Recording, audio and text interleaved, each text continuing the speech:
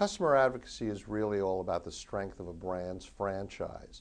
Uniquely, it takes into account the impact, the downstream impact of positive and negative word of mouth, but it's built upon customer experience.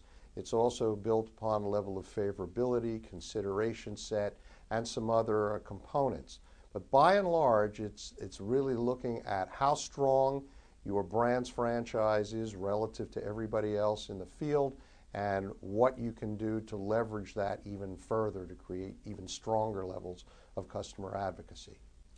Customer advocacy goes beyond traditional thinking about customer measurement, including customer loyalty and customer commitment, principally because it takes into account the impact on downstream behavior of word of mouth, but also other components of customer behavior. And with this, we can not only understand better current state of customer thinking, customer attitudes, customer actions, but also what is likely to occur in the future.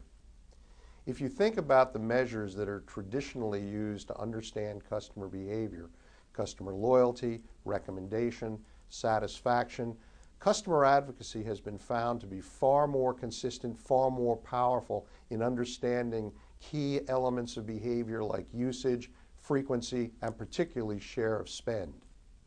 Ideally, an organization's focus ought to be on creating 100% customer advocacy among its base of customers. That means that every process, every individual, every element of the customer experience ought to be focused on creating this kind of positive downstream behavior that is the essence or the core of customer advocacy.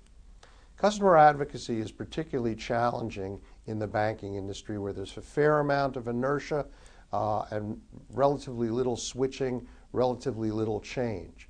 But customer advocacy, just like other industries, can be determined to look at share of spend, likelihood of future behavior, and again, it's a very, very powerful way to understand what customers are doing and what they are likely to do in the future. When you look at the history of understanding customer behavior and you go from total quality to satisfaction to loyalty to commitment, now the next stage is really customer advocacy, where you are blending in not only things like likelihood to recommend, future purchase consideration, but also consideration set and particularly positive and negative word of mouth.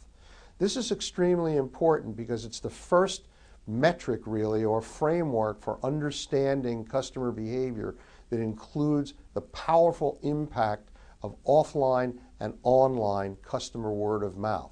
And so increasingly we're going to see organizations start to define customer advocacy, start to use it for brand and product and message planning, and it will become much more pervasive within the industry as we see it.